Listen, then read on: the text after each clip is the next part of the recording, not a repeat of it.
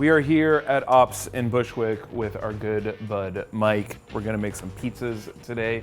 We're here because A, we love pizza, and specifically your pizza. And second, because not all meat goes well on pizzas. How can you use meat where it's not the center of the plate, but it's actually part of something larger? That's what we're always thinking about, is how to get to something finished that's like totally balanced and like hitting all these like little things we want. Fat, acidity, not too dry. We do a square pie. That's a little bit of a thicker dough. And then we do like a Neapolitan style dough that is super thin. Brent, would you like to show us what we have brought today?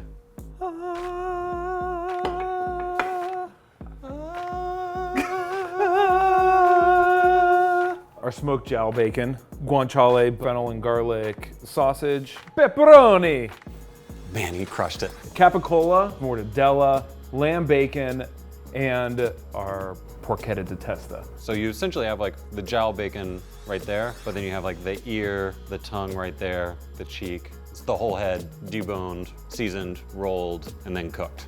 I guess let's just think about, how these things are gonna go together, the fat, the spice, how we're gonna balance that with other ingredients on the pizza. I think we should do pepperoni pizza as like our baseline. It's delicious and I want to eat it. I'm pretty excited to also just do a lamb bacon. It's not every day you see lamb bacon. I've never even heard of it going on a pizza. I've never heard of lamb really on pizza before. Well, it's just strong flavor. It's like, when Yeah. you taste lamb, it's like, that's lamb, that's only lamb. How long does it take to cook your Neapolitan style pie? 2 minutes. So I think we should probably do these really, really thin to make sure they crisp up and like really cook.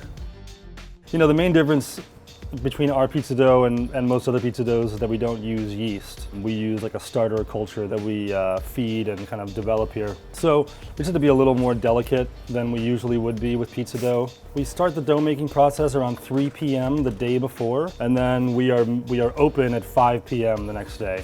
Do you find like a taste difference or a benefit, structural benefit to letting it go longer than that 8 hours? Again, it's more of like a stability issue. We want it to be like really good at 5 p.m. and still really good at midnight when we're still open. We've got sauce on there.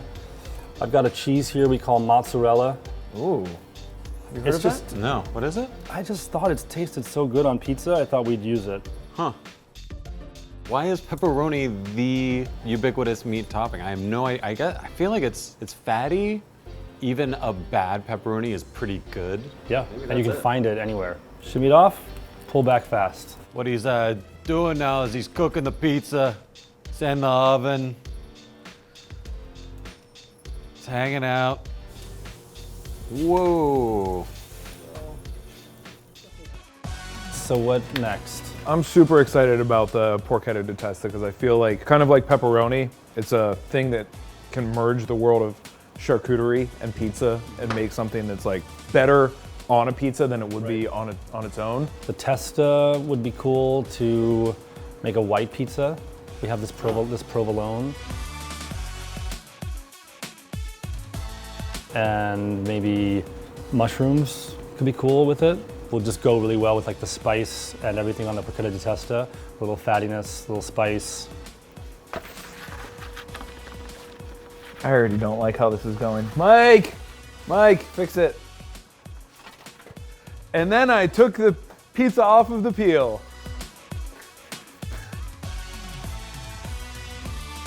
Whoa. Holy shit, that looks amazing.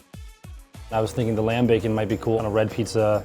Onions, I think you mentioned. Yeah.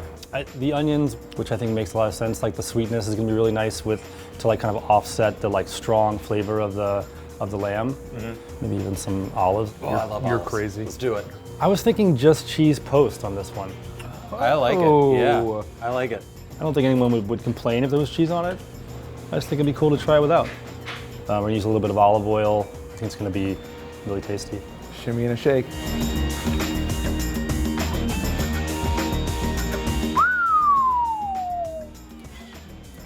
The lamb bacon just like kind of almost disintegrated into the tomato. That's great. Brent hungry. Trying the pepperoni first. It's been sitting here for a while.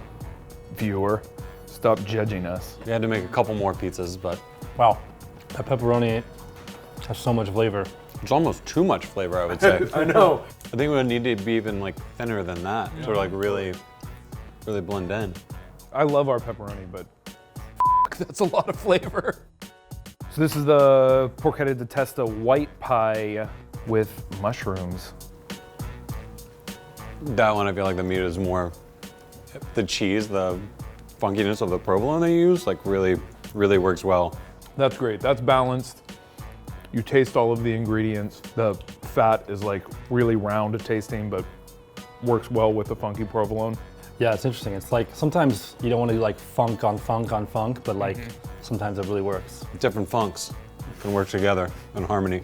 I thought maybe the salami would like disintegrate a little more, but it like really is staying true to character. All right, so we got lamb bacon, olive, onion, and what was the cheese? Pecorino Romano. There we go. And tomato. Delicious, but I already think we could have gone more lamb. It could have maybe been a little thicker, Right. which might have given that, more. The olive has so much like flavor to it. We still have all these meats over here. We need to go gonzo and make a meat lover's pie. I also feel like we should do a meat lovers. How much is too much pizza? But we were thinking about making it kind of like almost like a deli, like an Italian combo too, right? I mean, Yeah. so I think the capicola, the mortadella. Can you Italian sub Yeah. pizza? Exactly. So this is the square pie. As is traditional in New York with grandma pizzas like this, the dough itself was pre-baked. A little bit of wild oregano. You wouldn't put sausage on an Italian sub. But it will offer a different texture than all the sliced stuff just layered.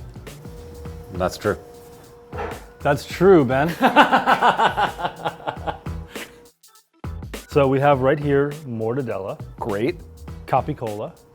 This is the one I don't know what it's called. Slamicotto! Slamicotto! Yeah! So these three, plus we're gonna do pepperoni and we're gonna do sausage. Yes, is we that are. right? Oh man. Can you pitch it a little bit more? Yeah, like that. Yeah. No, not like that. A good no, pitch. like that. You guys think we should put shredded lettuce on it? I actually do think maybe like some red wine vinegar, raw onion, which we already have, dried oregano or anything like that. I'm gonna go ahead and call it that we are like reinventing the wheel on square In pie right everything. now, on meat lovers Yeah. pies. We just reinvented the wheel in general. Yeah. We just made the wheel a square pie. I'm kind of heavy on the acid because I don't know if you guys noticed this, but there are 5 meats on that pizza. Yeah.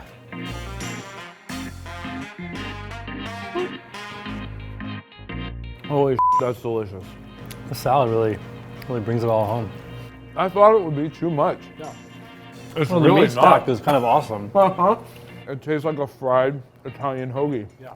If it's so many vegetables, like 5 vegetables or 5 meat items, they start diminishing each other a little bit. But these are actually doing really well and holding up together very well. And maybe the thicker the toppings, the thicker the dough you want to try to use.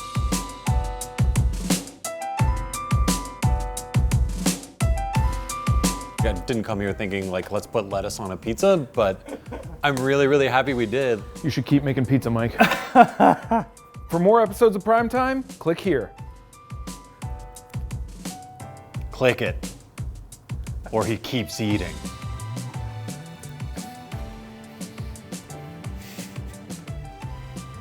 He's still eating. Click it now, or he keeps eating. Click it sometime soon.